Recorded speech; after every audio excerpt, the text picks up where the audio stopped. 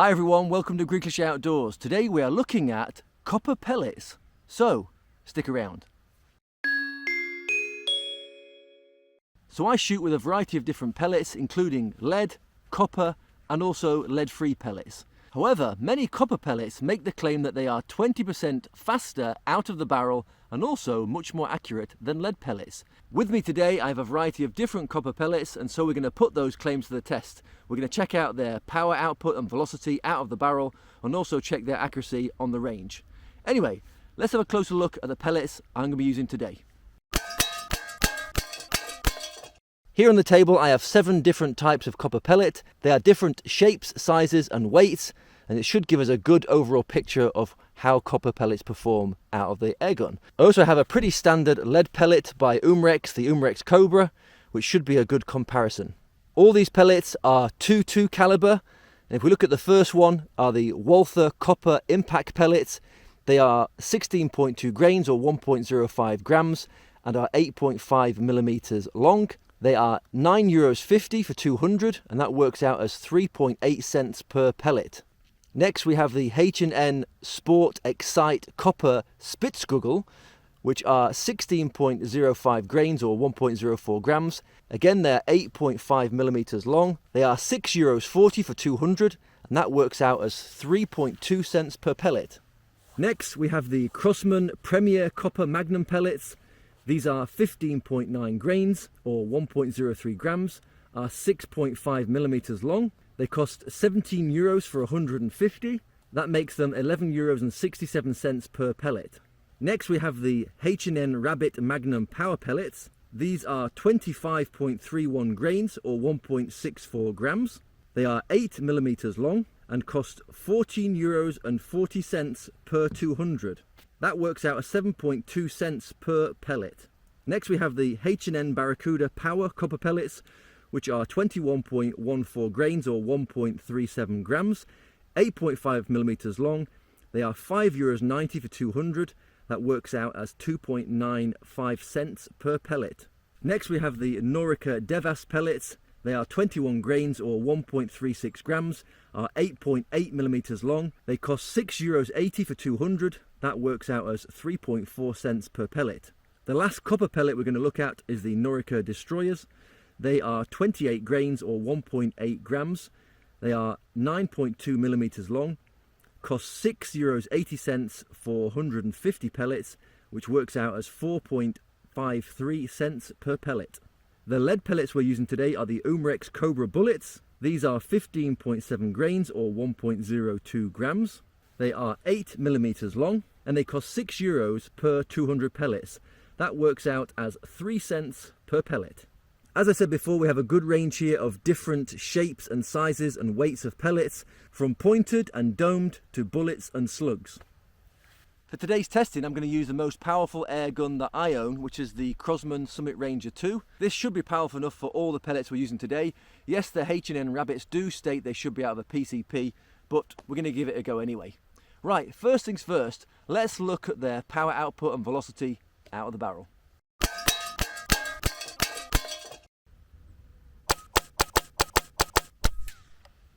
The results from the chronograph testing are as follows.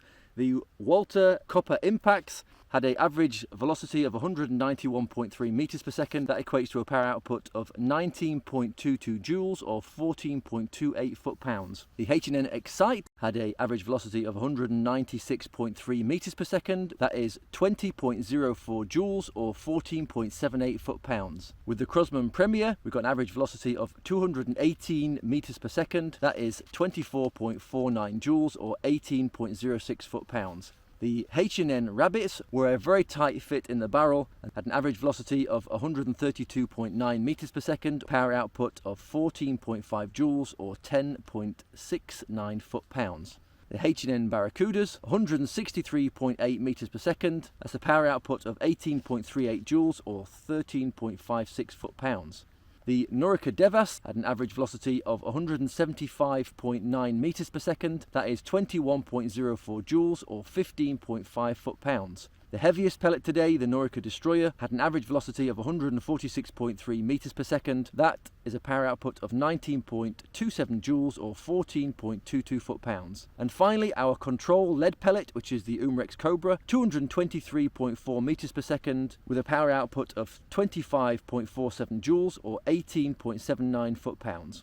So if we look at those results, the H&N Rabbit were very, very tight in the barrel, so I'm not surprised they had the lowest velocity and power output overall. If we're looking at the 20% increased velocity claims that supposedly the copper pellets have, then the closest one we have to the lead pellet, the UX Cobra, is probably the Crosman Premier. The UX Cobra is 1.02 grams, the Crosman is 1.03 grams.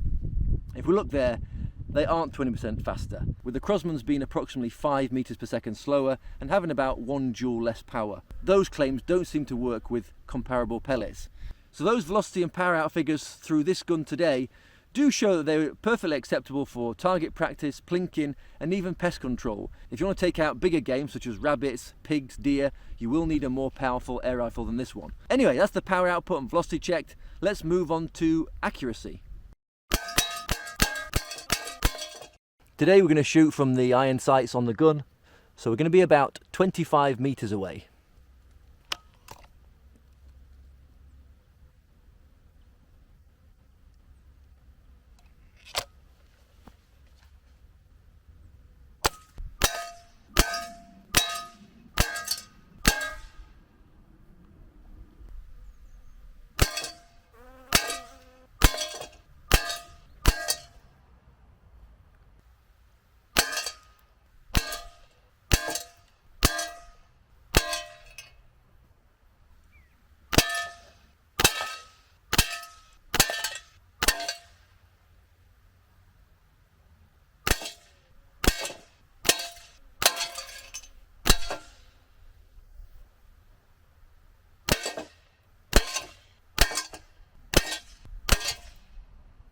That final shot dented my target holder.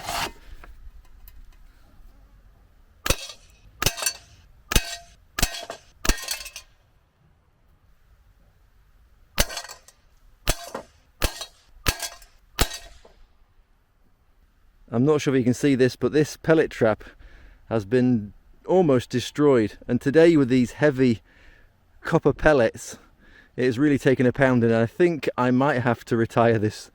So if we look at the targets, we can see that some pellets performed okay and others not so good. In 8th place it is the H&N Barracuda. Although I managed to get 3 in the inner black part of the target, the spread was 8.8 centimeters.